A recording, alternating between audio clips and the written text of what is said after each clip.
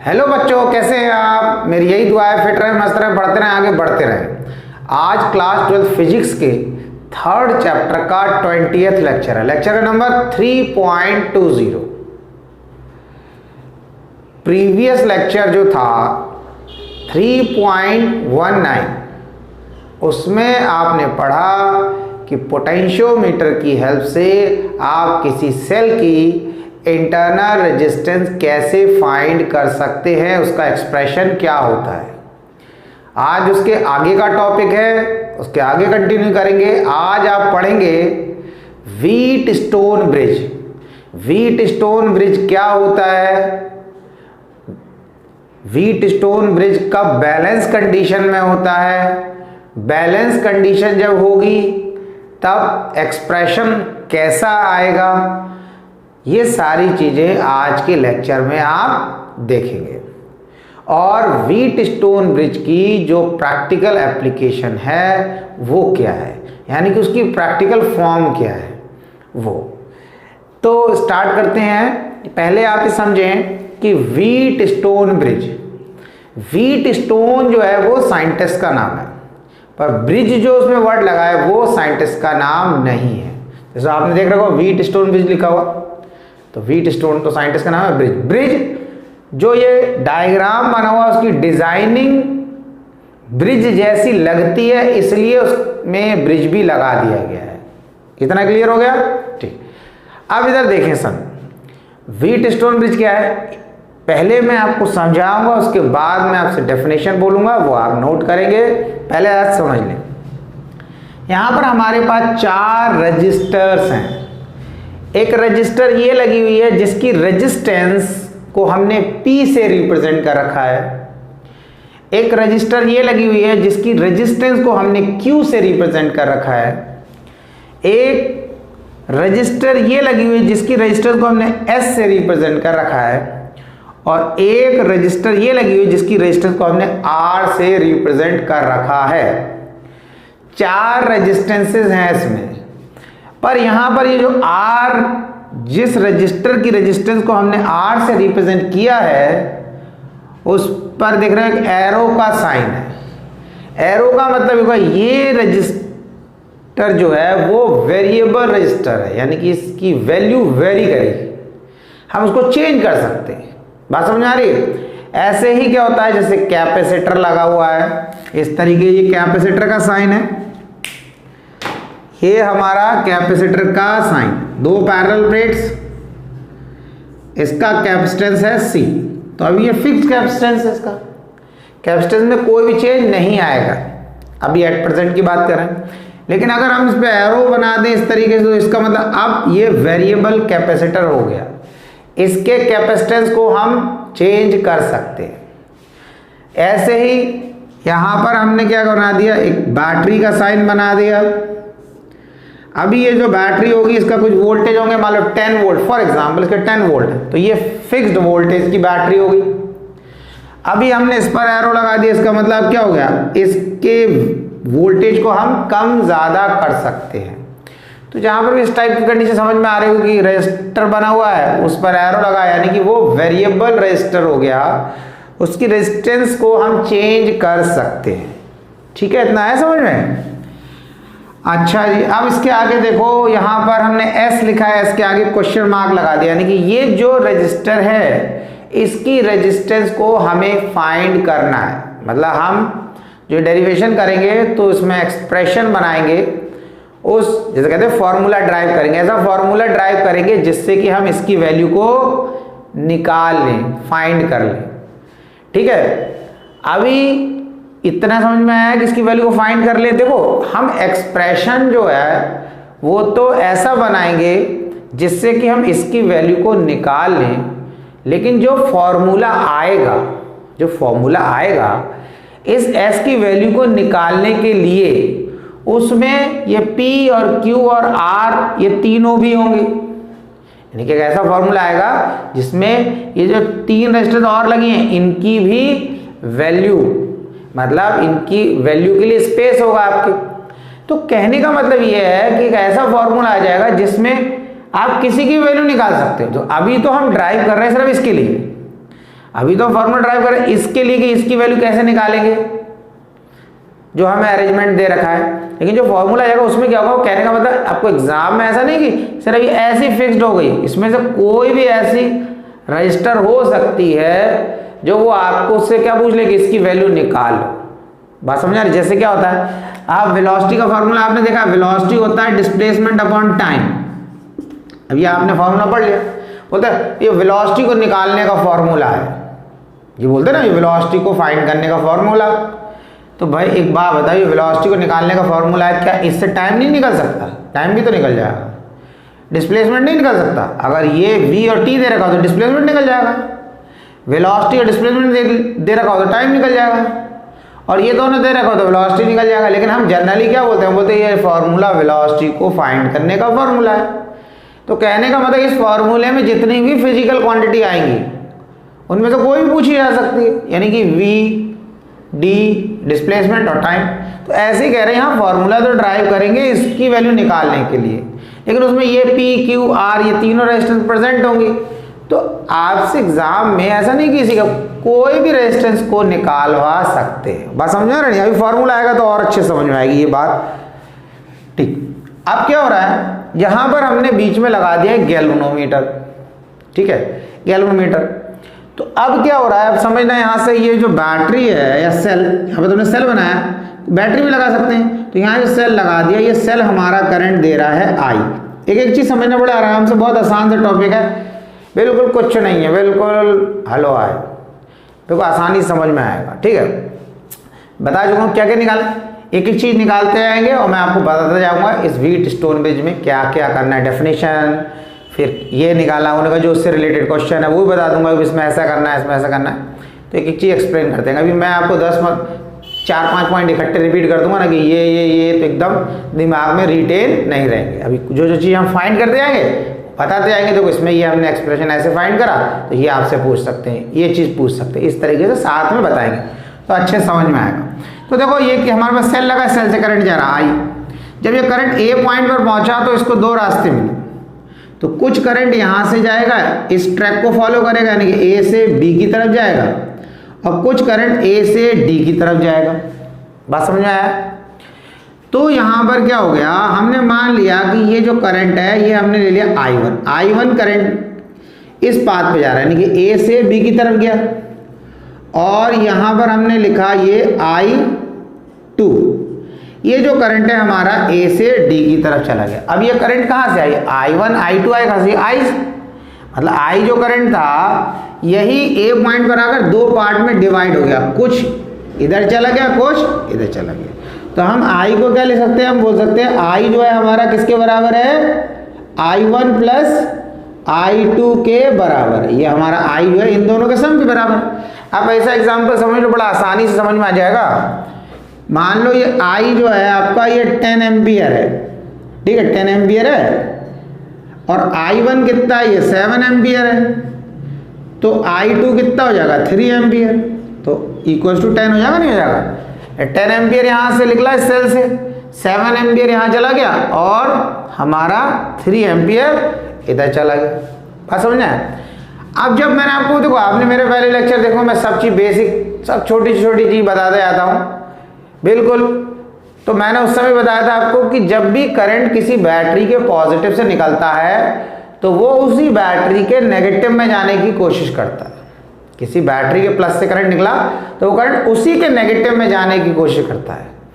तो अब क्या हुआ, ये हमारी बैटरी या सेल लगा हुआ, अभी तो यहाँ सेल बना रखा, तो सेल की बात करेंगे। तो इस सेल के प्लस से करंट निकला I, तो ये करंट, कुछ करंट दो पार्ट में डिवाइड हो गया, कुछ इधर गया I1 और I2 इधर।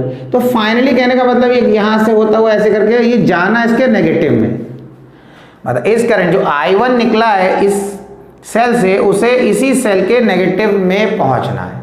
अब वो कैसा कैसा पाथ फॉलो करेगा उसको आप थोड़ा समझते जाएं।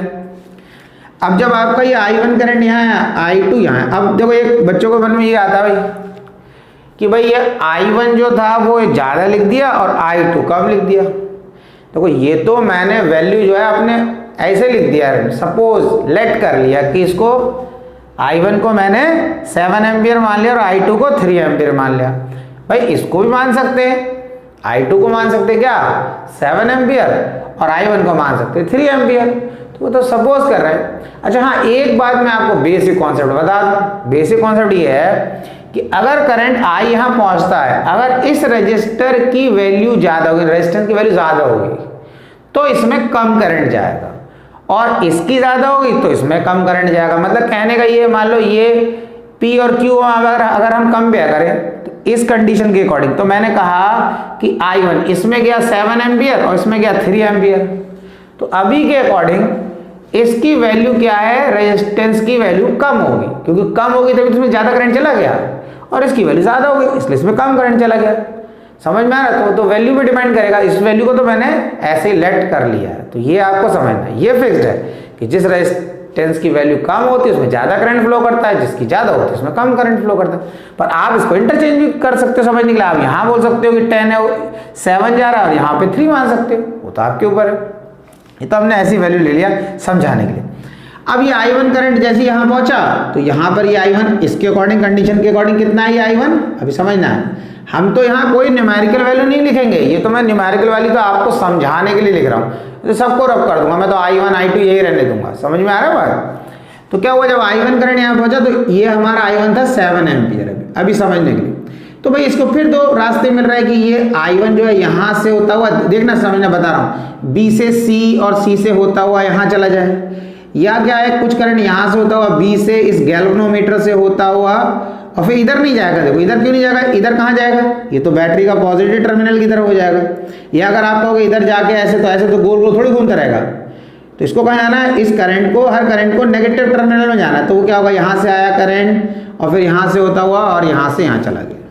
ठीक है, तो अभी हमने मान लिया जब हमारा I1 करंट यहाँ पहुँच गया तो यहाँ पर जो करंट गया वो था IG, यानी कि इस गैल्वेनोमीटर से जो करंट पास होगा उसको हमने IG, capital I small g से रिप्रेजेंट कर दिया।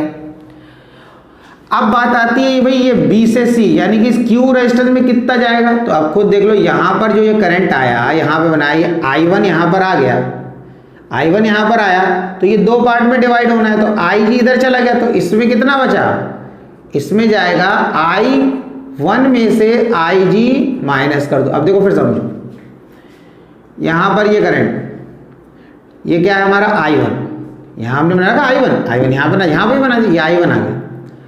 अब ये I1 है 7 एम्पियर। अब हमने मान लिया कि I1 7 एम्पियर है, IG जो है वो हमारा हो गया 5 एम्पियर। 5 एम्पियर कहाँ चला गया, यहाँ से, तो यहाँ कितना बचेगा, 7 यहाँ पहुँचा, 5 यहाँ चला गया तो 2 ही तो बचा। तो यानी कि इस वाली R में Q में कितना गया, 2 एम्पियर, Q में कितना गया 2 एम्पियर। तो वो कैसे निकालेंगे, हम लिखेंगे I1 माइनस IG, यानी कि 7 माइनस 5 तो कितना आ गया, 2 एम्पियर आ गया, नहीं आ गया, तो वही हम तो लिखा है यहाँ पर I1 माइनस IG। इतना क्लियर हो गया। तो ये करंट हमारा B से C की तरफ जाएगा, I1 माइनस IG। इस वैल्यू से मुझे पूरी उम्मीद है आपको समझ में आ गया होगा। ये अब क्या होगा, हम तो इसको रब कर देते हैं, हमें ये सब वैल्यू थोड़ी चाहिए, हम तो इसको सब करना है। ठीक है, यहाँ पर ये एक ही जगह, इस एक ब्रांच में एक ही जगह बनाना, I1 बना दिया, सफिशिएंट हो गया।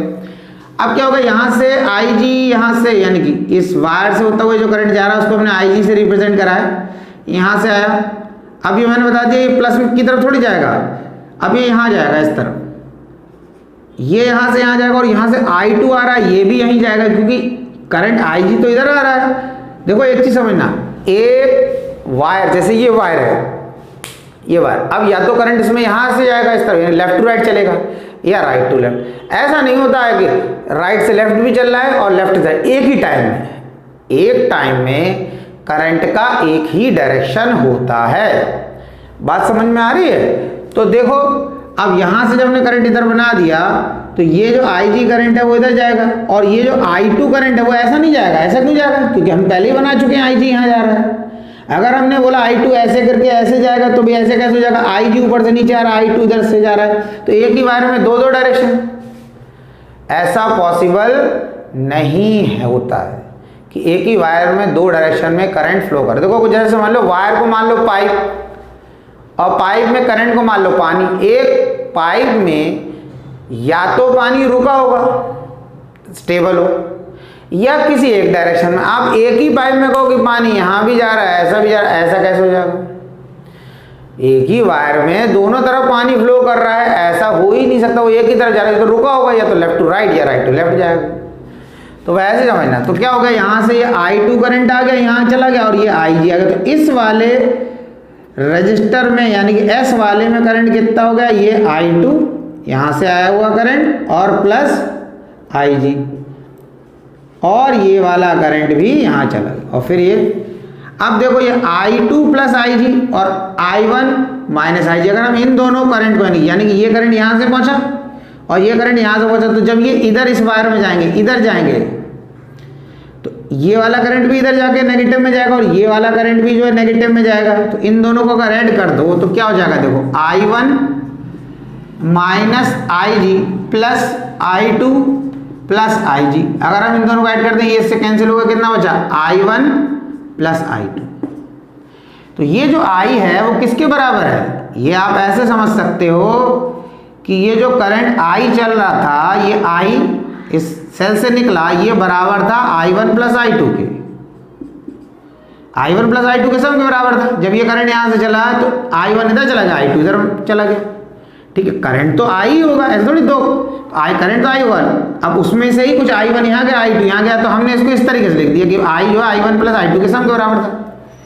तो देखो जितना करंट यहाँ चल रहा था बैटरी के प्लस से निकला, उतना ही यहाँ आ गया, नहीं आ गया, देखो I1 प्लस I2, उतना ही देखो नेगेटिव टर्मिनल में इस बैटरी अगर लगी तो बैटरी बोलते हैं, सेल है तो सेल के एंटर करेगा। इतना क्लियर हुआ? तो आपको ये चीज समझ में आ गई होगी कि किस तरीके से हमने ये करंट का डिस्ट्रीब्यूशन इसमें दिखाया। देखो करंट का डिस्ट्रीब्यूशन में, ठीक, ये तो हमारा करंट का डिस्ट्रीब्यूशन है। अब स्टार्ट कर रहे हैं ये करंट का डिस्ट्रीब्यूशन के बाद कि व्हीटस्टोन ब्रिज होता क्या है। सबसे पहला व्हीटस्टोन ब्रिज होता क्या, तो उसकी डेफिनेशन समझना। इसमें क्या होगा कि इसमें ये जो P रजिस्टर है इसकी वैल्यू हमें पता रहेगी, ये जो Q रजिस्टर है इसकी वैल्यू हमें पता रहेगी, ये R जो वेरिएबल रेजिस्टेंस है इसकी भी वैल्यू हमें पता रहेगी। अगर हम यहाँ पर इस रेजिस्टेंस की वैल्यू को वेरी करेंगे, चेंज करेंगे, तो हमें पता रहेगी, पर इस S की हमें नहीं पता रहेगी, इसको हमें निकालना है। तो हम इन तीन रेजिस्टेंस की हेल्प से इस अननोन रेजिस्टेंस की वैल्यू को निकालेंगे। ये कैसा अरेंजमेंट है, ये कैसा अरेंजमेंट है, चार रेजिस्टेंस का अरेंजमेंट है। चार रेजिस्टेंस, 1 2 3 4, चार रेजिस्टेंस का अरेंजमेंट है, जिसमें तीन नोन रेजिस्टेंस होती हैं। P की वैल्यू हमें पता होती है, नोन का मतलब पता है, P की पता है, Q की पता है, R की पता है, और एक अननोन रेजिस्टेंस होती है, दैट इज S। तो हम उस अननोन रेजिस्टेंस की वैल्यू इन तीन नोन रेजिस्टेंस की हेल्प से फाइंड करते हैं, तीन नोन रेजिस्टेंस की हेल्प से फाइंड करते हैं। बात समझ में आया? तो इसी को कैसे लिखेंगे, अब आप नोट कर ले, मैं बोल रहा हूं जैसे it is an arrangement of 4 resistances, it is an arrangement of 4 resistances, 1 2 3 4, which is used to find one unknown resistance, which is used to find one unknown resistance, जिसको हम यूज करते हैं एक अननोन रेजिस्टेंस को find करने के लिए, with the help of 3 known resistance, with the help of 3 known resistance, यानी कि उन 4 रेजिस्टेंस में से 3 की वैल्यू हमें पता होती है। आसान सी डेफिनेशन है, it is an arrangement of 4 resistances which is used to find one unknown resistance with the help of 3 known resistance। 4 resistances का अरेंजमेंट है जिसमें हम एक अननोन रेजिस्टेंस की वैल्यू फाइंड करते हैं with the help of 3 known resistance. इन 3 की हमें वैल्यू पता रहती। तो ये हमारा था व्हीटस्टोन ब्रिज। व्हीटस्टोन ब्रिज क्या होता है, ठीक है। फिर क्या है, व्हीटस्टोन ब्रिज को हम कब बोलते हैं, वो बैलेंस कंडीशन में, ठीक है। तो वो बताएंगे व्हीटस्टोन ब्रिज को हम कब बोलेंगे बैलेंस कंडीशन में है। देखो करंट यहाँ पर मैं आपको बताता हूँ, करंट यहाँ से दिखा रखा, अभी अब पूरा डिटेल में बात की। यहाँ से करंट गया I1, फिर कुछ करंट यहाँ गया, इस गैल्वेनोमीटर से कुछ करंट यहाँ से गया, I2 यहाँ से गया, और फिर I2 यहाँ जाने लगा, फिर IG यहाँ से आया, और इसमें I2 और IG दोनों जाने लगे, और फाइनली ये सब, ये करंट और ये करंट का टोटल इतना आ गया, और ये इस सेल के नेगेटिव टर्मिनल में चला गया। क्या होता है, जब हम इस R रजिस्टर की वैल्यू को वेरी करते, चेंज करते, इस R रजिस्टर की वैल्यू को हम चेंज करते हैं, तो एक ऐसी कंडीशन आ जाती है कि ये करंट B से D की तरफ यानी कि IG करंट फ्लो करना बंद कर देता है। क्या होता है, जब R की वैल्यू को चेंज करते हैं तो एक ऐसी कंडीशन आ जाती है कि करंट B से D की तरफ जाना बंद कर देता है। ना तो B से D की तरफ जाता है, ना ही D से B की तरफ जाता है। दोनों में से कोई चांस नहीं होता। मतलब एक कंडीशन है, या तो B से D की तरफ जा रहा होगा या D से B की तरफ। हमने बनाया B से D की तरफ जाता हुआ दिखाया है। आप इसको D से B की तरफ भी दिखा सकते हैं। ये बात समझ आया? फिर उसके अकॉर्डिंग ये ध्यान रखना कि ये डिस्ट्रीब्यूशन, ये ऐसा डिस्ट्रीब्यूशन फिर यहाँ बनाना पड़ेगा। फ्लिप कर जाएगा ना, ये वाली वैल्यू ऊपर, ऊपर वाली वैल्यू नीचे आ जाएगी। इस तरीके से करना पड़ेगा। तो क्या है, जब इससे करंट फ्लो नहीं करता है तो ये गैल्वेनोमीटर से जब करंट पास नहीं करता तो गैल्वेनोमीटर की निडल जो होती है वो 0 पे आ जाती है। गैल्वेनोमीटर की निडल क्या आ जाती है? 0 पे। और जब गैल्वेनोमीटर की निडल 0 पर आ जाती है तो हम बोलते हैं कि हमारा ब्रिज जो है उस समय बैलेंस कंडीशन में है। क्या बोलते हैं हम? हमारा ब्रिज जो है वो कैसा है? बैलेंस कंडीशन में है। इतनी बात आई समझ में?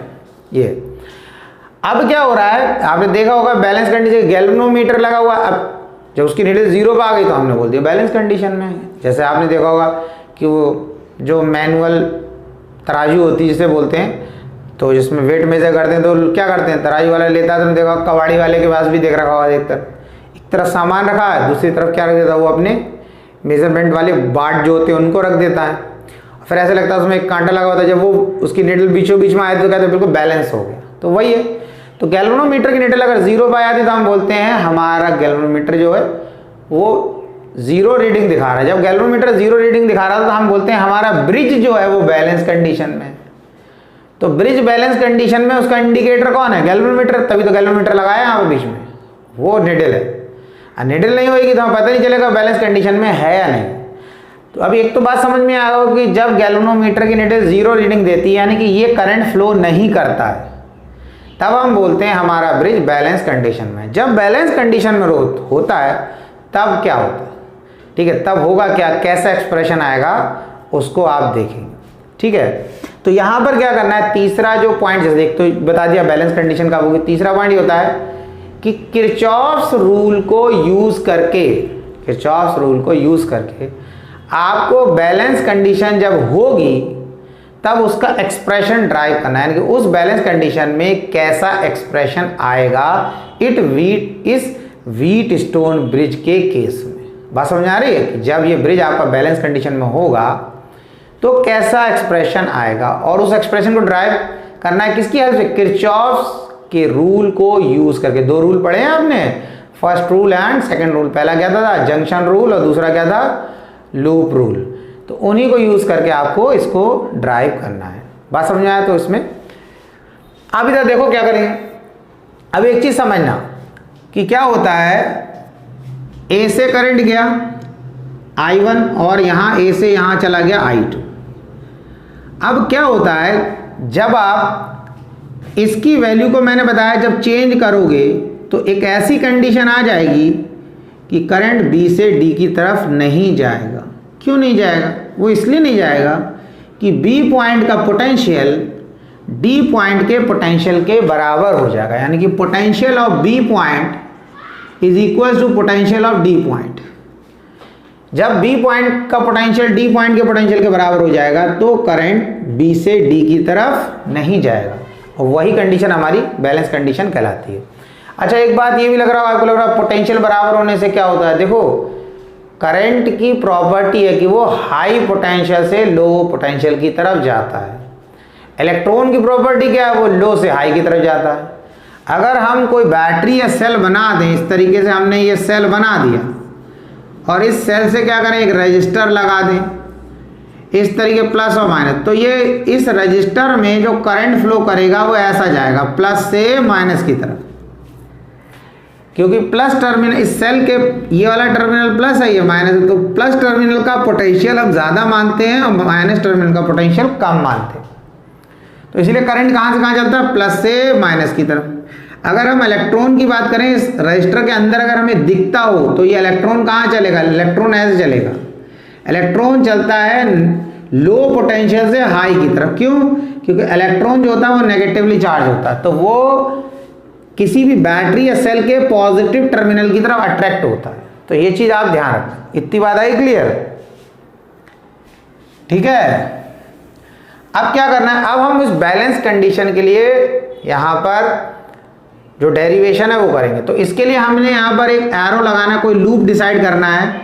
तो देखो मैंने यहां पर इस तरीके से क्लॉकवाइज एरो लगा दिया। पहले मैं लूप ये वाली लूंगा ABDA। आप इसमें एंटी क्लॉकवाइज भी लगा सकते हैं, उससे कोई फर्क नहीं पड़ने वाला, वो आपकी चॉइस के ऊपर बात है, कैसे भी लगा दो। पहले ही बता रखा है क्लॉकवाइज और एंटी क्लॉकवाइज दो तरीके के एरो लग सकते हैं। मैंने क्लॉकवाइज लगा दिया, एंटी क्लॉकवाइज लगा तब भी हो जाएगा। आंसर, फाइनल आंसर में कोई चेंज नहीं आने वाला, फाइनल आंसर बिल्कुल वैसा ही आएगा।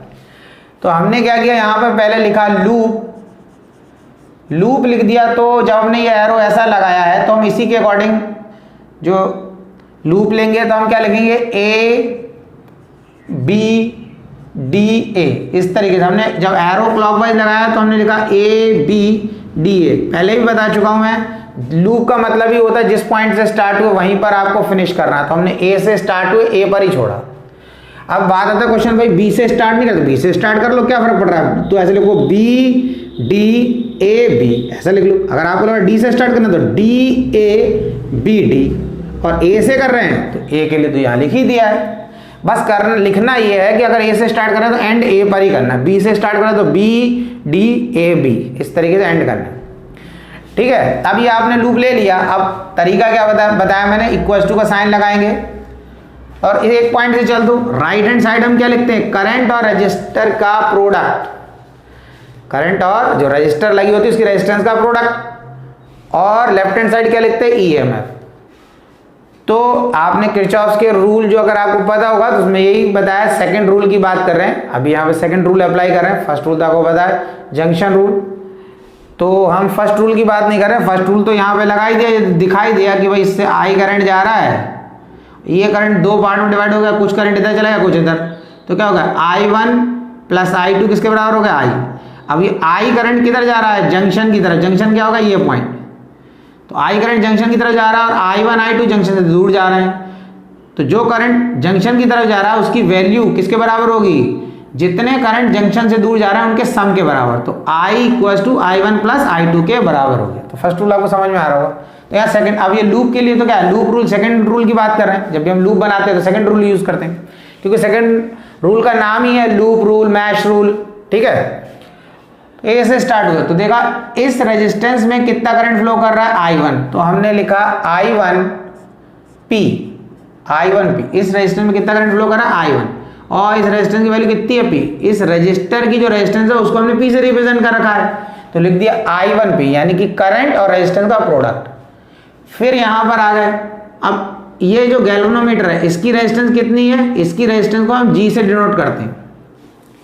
गैल्वेनोमीटर जो डिवाइस है उसमें कोई अलग से रेजिस्टेंस नहीं लगी होती। मैं एक बार बता दूं, उस हर डिवाइस की कुछ ना कुछ रेजिस्टेंस होती है। देखो क्या, जैसे मैं आपको एक बल्ब दे दूं और मैं बोल दूं इस बल्ब की रेजिस्टेंस जो है 500 ओम है। अब आप बल्ब ऐसे देख रहे हो, कह रहे कहाँ रेजिस्टेंस लगी हुई है।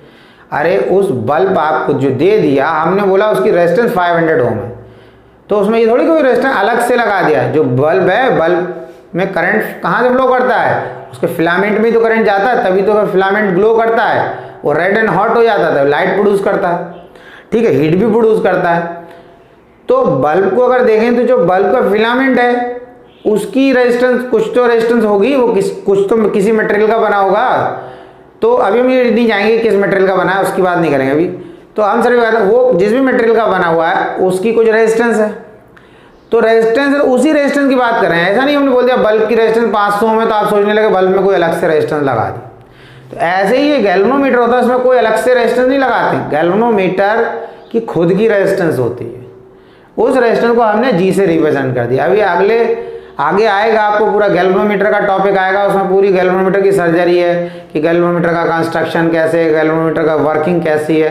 तो मैं कराऊंगा, तो मैं गैल्वेनोमीटर दिखाऊंगा, अभी उसको प्रैक्टिकली भी दिखाऊंगा और वैसे भी बताऊंगा, तो आपको और डिटेल में समझ में आ जाएगा, उसमें कोई टेंशन लेने वाली बात नहीं। तो अभी समझ लो गैल्वेनोमीटर की रेजिस्टेंस कितनी है, उसे G से रिप्रेजेंट कर रहे हैं, कोई एक्स्ट्रा रेजिस्टेंस नहीं लगाते, उसकी खुद की रेजिस्टेंस। तो क्या हुआ, अब हमने क्या लिखना है, यहाँ लिखा प्लस। अब प्लस क्यों लिखा है यहाँ पर कि भाई ऐसे चल रहे हैं ना, रूल बताया, ठीक है, इस तरीके से चल रहे हैं, तो आप भी इसी डायरेक्शन में जा रहे हो, करंट भी इसी डायरेक्शन में जा रहा है, इसलिए आई जी इंटू जी कर दिया। तो प्लस करंट को लिखा हमने आई जी, और आई जी का मतलब हो गया I is the current flowing through the galvanometer, इसलिए बेस में हमने जी लगा दिया ताकि थोड़ा क्लियर हो जाए। और इस गैल्वेनोमीटर की रेजिस्टेंस है जी, तो हमने क्या करा, यहाँ पे लिख दिया ये जी, ठीक है, G is the resistance of the galvanometer, जितनी भी हो। अब क्या हो गया, अब जब इधर आ गए, अब इधर से इधर चल रहे हैं, डी से ए की तरफ चल रहे हैं, लेकिन जब आप डी से ए की तरफ जा रहे हैं तो आपने देखा कि भाई एक I2 करंट तो आपके अपोजिट में आ रहा है, क्योंकि ये एरो बता रहा है आप कैसे पाथ फॉलो करोगे, कैसे चलोगे। तो इसलिए आपने लिखा -I2। आपका मतलब ये -I2 का मतलब कि आप कह रहे हो कि हम तो जा रहे हैं डी से ए की तरफ, करंट आ रहा है ए से डी की तरफ, इसलिए माइनस लगा दिया। आपके अपोजिट डायरेक्शन में करंट है, और ये करंट किस रजिस्टर में फ्लो कर रहा है, इस, जिसकी रेजिस्टेंस कितनी है R, तो हमने लिख दिया R, और इधर पर लिख दिया 0। अब 0 क्यों लिख दिया यहाँ पर, लेफ्ट हैंड साइड क्या लिखते थे, EMF। इस लूप में देखो ए से चले, कोई आपको बैटरी दिख रही है, बी से चले, डी से चले, इस पाथ में कोई बैटरी दिखी नहीं, या कोई सेल दिखा नहीं, सेल तो यहाँ लगा हुआ, तो लूप तो हम ये ले रहे हैं ना। इस लूप में कोई बैटरी या कोई सेल नहीं है, इसीलिए हमने लेफ्ट हैंड साइड लिख दिया EMF 0। आप ये कंफ्यूज ना हो कि ये नीचे तो लगा रखी है, इसी का तो करंट ऊपर जा रहा है, वो बात ठीक है कि इसी का करंट जा रहा है। हम जिस लूप की बात कर रहे हैं उस लूप में कोई बैटरी या सेल नहीं लगा है, इसलिए हमने यहाँ पर उसका EMF 0 रख दिया। यहाँ पर लगा, इससे हमें मतलब नहीं, ठीक है। हाँ, ये बात सही है कि इसमें करंट जो है इसी की वजह से जा रहा है, लेकिन हमें मेथड बताया, जो आपने मेथड पढ़ा है, जो रूल पढ़ा है, उस रूल के अकॉर्डिंग, किरचॉफ रूल के अकॉर्डिंग जो लूप आप लेते हो, अगर उस लूप में कोई बैटरी है तो उसका EMF आपको लेफ्ट में लिखना है, और उस लूप में बैटरी नहीं है तो आपको नहीं लिखना है। जिस तरीके से ये कंडीशन इस सर्किट में तो लगी हुई है, ये सेल लगा हुआ, उसका करंट जा रहा है, लेकिन इस लूप में नहीं है, इसलिए हम नहीं लेंगे। इतना क्लियर हो गया, ठीक है। अब यहाँ पर हम इसको ऐसे छोड़ देंगे, फिर हम दूसरा लूप लेंगे। अब जैसे मान लो दूसरा लूप हम ना ये ले लेते हैं BDC, इसको हम एंटी क्लॉकवाइज ले लेते हैं, कैसे भी ले लो, ठीक है। इसको भी क्लॉकवाइज ले सकते थे, हमने एंटी क्लॉकवाइज ले लिया इसको। अब यहाँ पे लिखा लूप, तो यहाँ पर जो हमने लिखा लूप, तो वैसे ही लिखेंगे ऑर्डर में, जैसा हम एरो लगाते हैं ना वैसे ही लिखेंगे। अब कहीं से भी स्टार्ट कर लो, C से कर लो, B से कर लो, B से कर लेते हैं, चलो। तो लिखा B, फिर लिखा D और CB। देखो जिस पॉइंट से स्टार्ट हुए वहीं पे एंड कर दिया हमने। अब ने इक्वल टू का साइन लगाया, अब राइट हैंड साइड B से चले, यहाँ से चले। अब ऐसे चल रहे हैं तो देखा कि भाई IG करंट फ्लो कर रहा है इस गैल्वेनोमीटर में, तो लिखा IG जो करंट फ्लो कर रहा है इस गैल्वेनोमीटर में, जिसकी रेजिस्टेंस कितनी है G, तो इस IG को हम प्लस में लिखेंगे, क्योंकि आप भी ऐसे ही चल रहे हैं, आप ऐसे चलेंगे ना एंटी क्लॉकवाइज, तो इस ब्रांच में जो करंट है वो भी आपके डायरेक्शन में, लेकिन जैसे ही आप इधर चल रहे हैं, तो इधर देखा तो भाई इधर भी वैसे ही पोजीशन है, I2 और IG इस डायरेक्शन में जा रहे हैं, और आप भी इधर ही जा रहे हैं, तो भाई इसकी वैल्यू आप कैसे लिखेंगे, प्लस में। तो आपने लिख दिया प्लस, I2 और IG जो है उसी डायरेक्शन में जा रहे हैं जिसमें कि आप जा रहे हैं, यानी कि ये जो एरो है ये आपका डायरेक्शन बता रहा है। और ये I2 प्लस IG किस रजिस्टर में करंट फ्लो कर रहा है, इस वाली में, जिसकी वैल्यू कितनी है, S, तो हमने लिख दिया S। अब आप चले C से B की तरफ, जब C से B की तरफ चले तो आप तो ऐसे जा रहे हो, पर ये करंट आपके अपोजिट जा रहा है, तो आपने सीधा लिखा -I1 IG। ये जो करंट है ये पूरा करंट, ये नहीं सोचना इसके अंदर ये माइनस लगा है तो ये माइनस, उस माइनस नहीं, ये पूरा एक करंट है, जो भी वैल्यू आएगी इसकी डिफरेंस करने के बाद आएगी। तो आपने कहा ये जो करंट है I1 माइनस IG, ये जा रहा है B से C की तरफ, और हम जा रहे हैं C से D की तरफ, क्योंकि हमें तो ऐसे चलना है, क्योंकि हमने एरो बनाया इसलिए इक्वेशन बनाने के लिए। तो अब आप जा रहे हैं C से B की तरफ, करंट जा रहा है ऐसा, इसलिए आपके अपोजिट में, इसलिए माइनस लगा दिया, और ये लिख दिया Q। किस में फ्लो कर रहा है, ये Q में फ्लो कर रहा है। इतना क्लियर हो गया। अब जब इतना ये क्लियर हो गया तो हम क्या करेंगे, इसको हमने इक्वेशन 1 ले लिया और इसको इक्वेशन 2 ले लिया। इतनी बात समझ आई, ये दो इक्वेशन बन गई। अब हम इसके बाद लिखेंगे the value of R is so adjusted galvanometer shows no deflection. मतलब अब आप क्या करोगे, आप इस R की वैल्यू को चेंज कर करके देखोगे। तो जब चेंज करके देखोगे तो क्या होगा, ये गैल्वेनोमीटर डिफ्लेक्शन देना बंद कर देगा। अब कैसे, उसको थोड़ा समझ लो। जैसे मान लिया गैल्वेनोमीटर की नीडल है वो ऐसे 0 पर, पहले इनिशियली जब इस गैल्वेनोमीटर से करंट पास हुआ तो उसने डिफ्लेक्शन देना शुरू कर दिया। ठीक है, वो दोनों तरफ दे सकती है, वो राइट में भी दे सकती है, लेफ्ट में भी, वो करंट के डायरेक्शन के अकॉर्डिंग है। तो अभी उसके बाद निकल गैल्वेनोमीटर की नीडल डिफ्लेक्शन दे रही, मान लो वो ऐसे दे रही। अब 0 तो ऐसा था, गैल्वेनोमीटर का मैंने बता चुका हूँ 0 ऊपर होता है, तो नीडल आपकी डिफ्लेक्शन दे रही इस तरीके से। अब ये डिफ्लेक्शन दे रही। अब आपने क्या किया, इस R की वैल्यू को सपोज कर लो बढ़ाया। जैसे ही आपने बढ़ाया तो आपने देखा डिफ्लेक्शन और बढ़ गया, डिफ्लेक्शन और बढ़ गया, यानी कि इस R की वैल्यू बढ़ा। तो आपको समझ में आया कि आप चाहते हैं ये निडल कैसी हो जाए, ये तो 0 पे आ जाए। तो आपको समझ में आया कि यार हमने इसकी वैल्यू को जब बढ़ाया तो ये डिफ्लेक्शन तो और ऐसे हो गया, बढ़ गया, तो हम इसकी वैल्यू को कम कर देते हैं। तो आप इसकी वैल्यू को कम करना शुरू करा, तो डिफ्लेक्शन कम होना शुरू हो गया। एक कंडीशन ऐसी आ गई कि इसकी वैल्यू कम करते करते ये निडल इस गैल्वेनोमीटर की 0 पे आ गई, बस 0 पे आ गई। तो हमने क्या बोला कि हमारा ये ब्रिज कैसी पोजीशन में आ गया, बैलेंस कंडीशन में। कैसा आ गया, बैलेंस पोजीशन है, बैलेंस कंडीशन में। तो हमें वही लिखना है, the value of R is so adjusted galvanometer shows no deflection. हमने R की वैल्यू को ऐसे एडजस्ट करा कि गैल्वेनोमीटर जो है वो कोई डिफ्लेक्शन शो नहीं करता है, तब हमारा ये जो ब्रिज है ये बैलेंस कंडीशन में आ जाता है। तो जब हम ये स्टेटमेंट लिखें द वैल्यू ऑफ R, ये आप लिखना the value of R is so adjusted galvanometer shows no deflection, तो IG उसके बाद लिख देना, ये IG किसके बराबर हो गया, देयरफॉर IG इक्वल्स टू 0। जब ये गैल्वेनोमीटर डिफ्लेक्शन शो नहीं करेगा इसका मतलब इससे करंट पास ही नहीं होगा, क्योंकि अगर इससे करंट पास होगा तो डिफ्लेक्शन देगा और पास नहीं होगा तो डिफ्लेक्शन नहीं देगा। तो IG की वैल्यू कितनी होगी, 0 होगी। करंट ही फ्लो नहीं कर रहा तभी तो डिफ्लेक्शन नहीं दे रहा। तो अब बात ये आती है करंट नहीं फ्लो करा, क्यों करंट नहीं फ्लो करा, तो मैंने इससे स्टार्टिंग में बताया था, जब आप R की वैल्यू को चेंज करोगे तो ऐसी कंडीशन आ जाएगी कि B पॉइंट का पोटेंशियल D पॉइंट के बराबर हो जाएगा। जब इन दो पॉइंट का पोटेंशियल बराबर हो जाएगा तो करंट B से ना D की तरफ जाएगा ना D से B की तरफ, क्योंकि करंट की प्रॉपर्टी है वो हमेशा हाई पोटेंशियल से लो की तरफ जाता है। अगर आप अभी की बात करें, जब हमने करंट दिखाया था B से D की तरफ जा रहा है, तब किस पॉइंट का पोटेंशियल ज्यादा था, तब B पॉइंट का, यानी कि potential of B is greater than potential of D। B का पोटेंशियल D से ज्यादा था तभी करंट B से D की तरफ जा रहा था। अब कई बच्चों के मन में ये डाउट आ रहा है, उन्होंने कहा D का ज्यादा नहीं हो सकता B से, बिल्कुल हो सकता है। अगर आप करंट को D से B की तरफ जाते हुए दिखा रहे हैं तो हम यही माना जाएगा कि D पॉइंट का पोटेंशियल ज्यादा है B पॉइंट से, तो इसलिए करंट ऐसे जा रहा है। समझा? तो आप दोनों तरीके से बना सकते हैं, ये मैं आपको बता रहा हूं। इतना क्लियर हो गया? तो जब ये इसमें कंडीशन हो गया, अच्छा मैंने बीच में स्टार्टिंग में एक पॉइंट भी कहा था, मैंने कहा था इसका नाम है व्हीट स्टोन ब्रिज। तो मैंने कहा व्हीट स्टोन तो नाम है साइंटिस्ट का, लेकिन ब्रिज जो है वो नाम नहीं, वो डिजाइनिंग की वजह से इसका नाम ब्रिज रख दिया। अभी तक देखो जैसे करंट यहाँ से जा रहा है, ऐसे करके यहाँ चला गया, कुछ करंट यहाँ से यहाँ जा रहा है। जब हमने यहाँ गैल्वेनोमीटर लगा दिया तो क्या हुआ, करंट यहाँ से जा रहा है, कुछ करंट यहाँ से भी जाने लगा, तो यहाँ से डायरेक्ट यहाँ चला गया। तो ऐसा ब्रिज जैसा नहीं लग रहा है, जैसे क्या हो गया, बीच में क्या हो गया, नदी है, नदी के इस साइड रोड है, नदी के इस साइड रोड है, दो रोड है, इधर भी लोग चल रहे हैं, इधर भी लोग चल रहे हैं। अब क्या करें, बीच में नदी है, अब इधर वालों को इधर पहुंचाना है तो क्या, बीच में से ब्रिज बना दिया।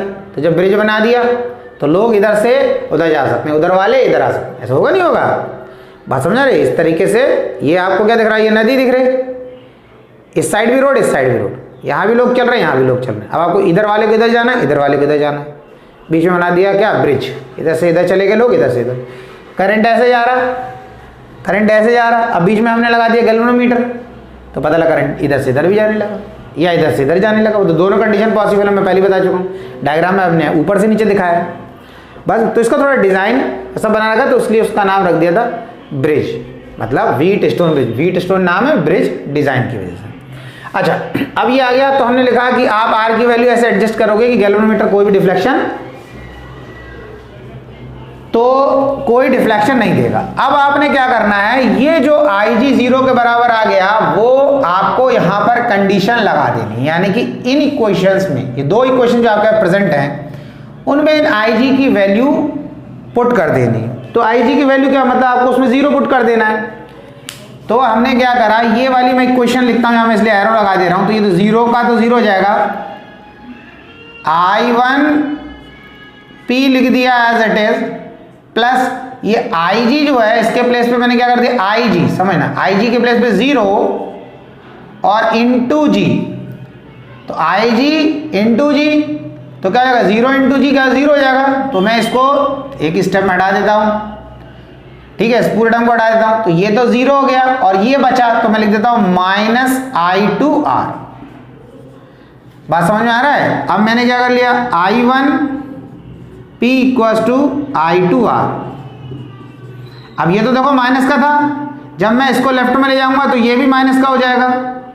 अब माइनस से माइनस कैंसिल हो जाएगा तो सीधा मैंने ये हटा दिया। बात समझ में आ गई। देखो मैं छोटा सा स्टेप है, जिनको समझ में आ रहा है अच्छी बात है, जिनको थोड़ा दिक्कत हो रही है वो बता दी। इसको लेफ्ट में ले गए माइनस आ गया, अब इधर भी माइनस हो, इधर तो ये माइनस था ही, माइनस से माइनस कैंसिल हो गया तो हमारा ये बचा। इतना क्लियर हो गया। तो हमारी ये इक्वेशन आ गई, इसको हमने ले लिया हमारा थर्ड इक्वेशन। अब हम इस वाली इक्वेशन को देख लेते हैं जो हमारी सेकंड इक्वेशन है, इसमें कंडीशन पुट करते हैं। अच्छा इसमें भी यहाँ पर क्या रखना, देखो 0 रखना है क्योंकि इसमें भी कोई, इस वाली लूप में भी कोई बैटरी या सेल नहीं लगा हुआ है, इसलिए यहाँ पर भी क्या आएगा 0 आएगा, यहाँ पर भी क्या आएगा 0। तो हमने वो 0 लिखा इक्वल्स टू आई जी की वैल्यू 0 हो गई तो ये वाला टर्म 0 हो गया। देखो इसमें ये वाला टर्म 0 में बताते जाऊंगा कौन सा टर्म 0 हो रहा है, और इसमें हमारा ये टर्म 0 हो जाएगा आई जी 0 होने की वजह से, और आई जी और एस ये 0 हो गया, ये इसके साथ मल्टीप्लाई को 0 हो जाएगा तो क्या हो जाएगा, ये टर्म नहीं लिखेंगे, सीधा इसको इससे मल्टीप्लाई करके तो हमारा क्या आ जाएगा, हमने सीधा लिख दिया I2S। बिल्कुल कंफ्यूज मत होना। देखो आई जी 0 हो गया तो ये पूरा टर्म 0, यहां पर इसके प्लेस पे 0 रख दूंगा मैं, तो S से सिर्फ I2 का मल्टीप्लाई करेंगे क्योंकि ये तो 0 हो ही गया, क्योंकि जब S से 0 को मल्टीप्लाई करोगे तो 0 और S से I2 का करा तो मैंने यहां लिख दिया। फिर यहां आ गया, फिर मैंने लगाया माइनस का साइन, इन दोनों को जब मल्टीप्लाई करोगे तो क्या जाएगा आई जी की वैल्यू 0 तो Q इंटू आई जी 0 हो जाएगा, इसकी वैल्यू 0 हो गई, और Q इंटू I1 तो वो लिख दिया हमने I1Q। ये तो समझ में आया। अब इसको क्या करो लेफ्ट में ले आओ तो क्या हो जाएगा I1Q इक्वल्स टू I2S। अब ये हमारी हो गई फोर्थ इक्वेशन। अब क्या करना है आपको, ये जो हमारी थर्ड इक्वेशन आपने बनाई इसको इस फोर्थ वाली से डिवाइड कर देना। डिवाइडिंग इस वाली इक्वेशन थर्ड को क्या करना, फोर्थ से डिवाइड कर देना, यानी कैसे लिखना I1P और इसको डिवाइड करना तो I1Q। तो क्या होगा, इसके लेफ्ट हैंड साइड को इसके लेफ्ट हैंड साइड से डिवाइड करेंगे और थर्ड इक्वेशन के राइट हैंड साइड को फोर्थ इक्वेशन के राइट हैंड साइड से करेंगे। ठीक है ना, ठीक है। ये आ गया हमारा R/I2S। अब क्या होगा, देखो I1 से I1 कैंसिल, I2 से I2 कैंसिल, तो क्या आया ये हमारा, ये आ गया हमारा P/Q इक्वल्स टू R/S। समझा, ये हमारा फाइनल एक्सप्रेशन है, ये हमारा फाइनल एक्सप्रेशन है। क्या होता है, ये कब आया और कैसे आया तो समझना। ये हमने व्हीटस्टोन ब्रिज लिया और इसमें किरचॉफ्स रूल को यूज करके, किरचॉफ्स रूल को यूज करा, उससे हमने इक्वेशन बनाया और हमने कंडीशन लगाई कि R की वैल्यू हमने चेंज करा तो गैल्वेनोमीटर कोई डिफ्लेक्शन शो नहीं कर रहा है, यानी कि ब्रिज कैसा हो गया, बैलेंस कंडीशन में। जब ब्रिज बैलेंस कंडीशन में आ गया तब फाइनल एक्सप्रेशन हमारा ये है। तो ये जो एक्सप्रेशन है जब ब्रिज बैलेंस कंडीशन में होता है तब P/Q इक्वल टू R/S के बराबर होता है, यानी कि इन दो रेजिस्टेंसेस का रेशियो P/Q इन दो रेजिस्टेंसेस के रेशियो के बराबर होता है। कब, जब हमारा ये ब्रिज बैलेंस कंडीशन में होता है। और अगर ऐसी कंडीशन आ जाती है कि P/Q R/S के बराबर हो जाए तो उस कंडीशन में B से लेकर D तक या D से लेकर B तक कभी भी करंट फ्लो नहीं करता है, क्योंकि वही कंडीशन लगा के हमने ये माना था कि B से D, D से B की तरफ करंट फ्लो नहीं कर रहा है, बैलेंस कंडीशन है, गैल्वेनोमीटर कोई डिफ्लेक्शन शो नहीं कर रहा है, तभी हमारा ये एक्सप्रेशन आया था। तो अब इसमें क्या है, आप S की वैल्यू निकाल सकते हैं। कैसे निकाल सकते हैं, आप S को इधर ले जाएंगे, S को हम यहां लेके लेफ्ट हैंड साइड, इसको इधर लेके अगर R तो एज इट इज रहा, अब P अपॉन Q को जब राइट हैंड साइड ले जाएंगे तो क्या हो जाएगा, Q आपका ऊपर रह जाएगा न्यूमरेटर और P आपका डिनोमिनेटर में आएगा। तो ये देखो ये S की वैल्यू इस तरीके से आप फाइंड कर सकते हो, ये एक्सप्रेशन आ गई।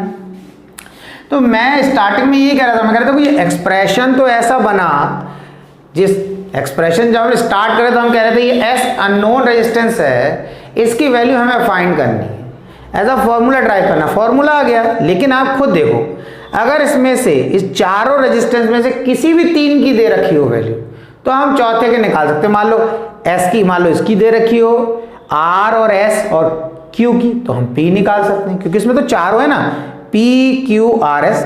कोई भी तीन दे रखी हो तो हम जो चौथी रह जाएगी रेजिस्टेंस उसकी वैल्यू निकाल सकते हैं। ऐसा नहीं कि सिर्फ S की ही बात करें, भाई R की बोलते हैं वो कि R की निकालो, S की वैल्यू दे दें, इसकी दे दे, इसकी दे दे, तो हम इसकी निकाल सकते हैं। तो ऐसा ही कोई अगर उन्होंने डायग्राम दे दिया और उनमें से कोई भी एक रेजिस्टेंस उन्होंने कह दिया कि P की वैल्यू नहीं पता है, इसकी पता है, इसकी पता है, इसकी पता है, ये आपको दे दिया केवल, तो आप निकाल सकते हो, कंडीशन भी बता दिया उन्होंने। इतनी बात आई समझ में। तो ये एक्सप्रेशन था कि जब ब्रिज बैलेंस कंडीशन में होता है, तो ध्यान रखना जब भी Wheatstone bridge balance condition में होता है तो P upon Q equals to R upon S होता है। इसका मतलब है इन दो रेजिस्टेंस का रेशियो इन दो रेजिस्टेंस के रेशियो के बराबर होता है। ये तो डेरिवेशन हो गया, तो आप इसको नोट कर ले पॉज करके, और मैं फिर इसको रब कर देता हूं।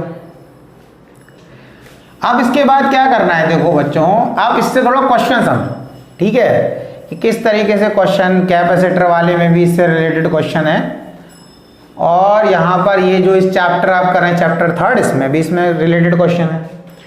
तो क्वेश्चन कैसे है, देखो मैं इसको बताता हूं आपको। यहां पर क्या करा, इसी तरीके का हमने एक डायग्राम बना लेते जैसा हमने यहां पर बनाया, उसमें 4 रेजिस्टेंस लगी हुई हैं, ये इस तरीके से,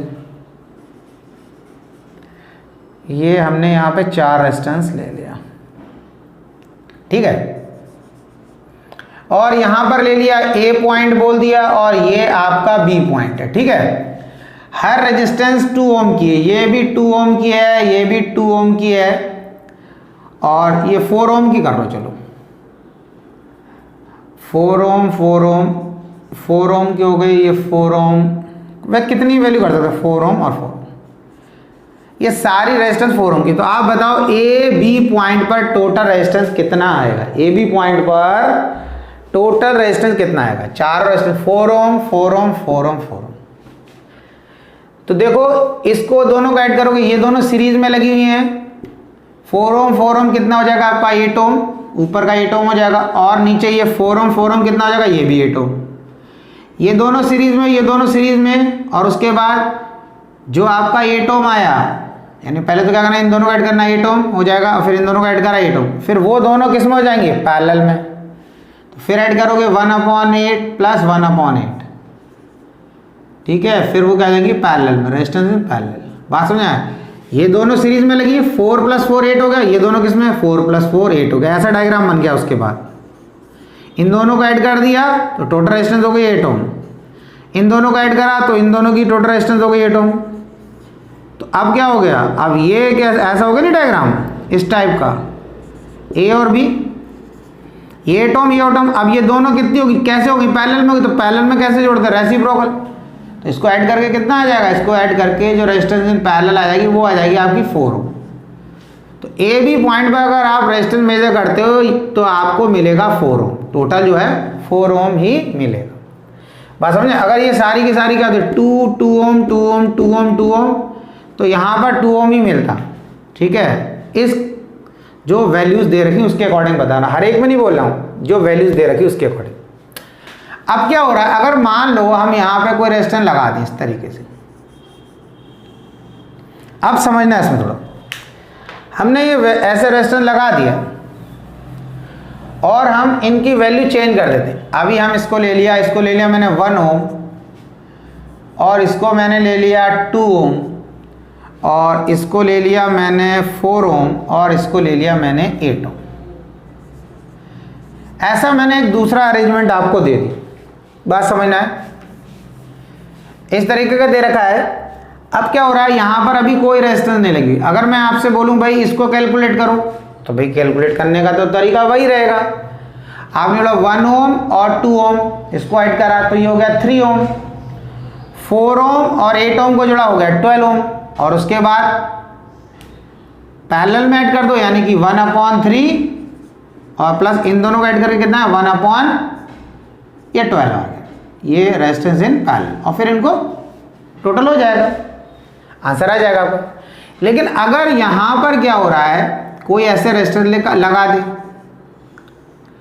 और उन्होंने कहा यहां पे लगाइए हमारा 3 ओम का रेजिस्टेंस, अब बताओ, तो उस टाइम पर ऐसा लगता है देख के भाई अब कैसे निकालेंगे। देखो अब ये 1 ओम की इसके साथ सीरीज में नहीं है, ठीक है। अगर हम इनकी वैल्यू हटा दें, अभी आप वैल्यू को भूल जाओ, वैल्यू जो मैंने 1, 2, 4 और 8 इन वैल्यूज को मैं अभी रिमूव कर देता हूं, ये रिमूव कर दे। अभी आपको वैल्यूज नहीं पता, इस सब वैल्यूज को मैं रिमूव कर दूं।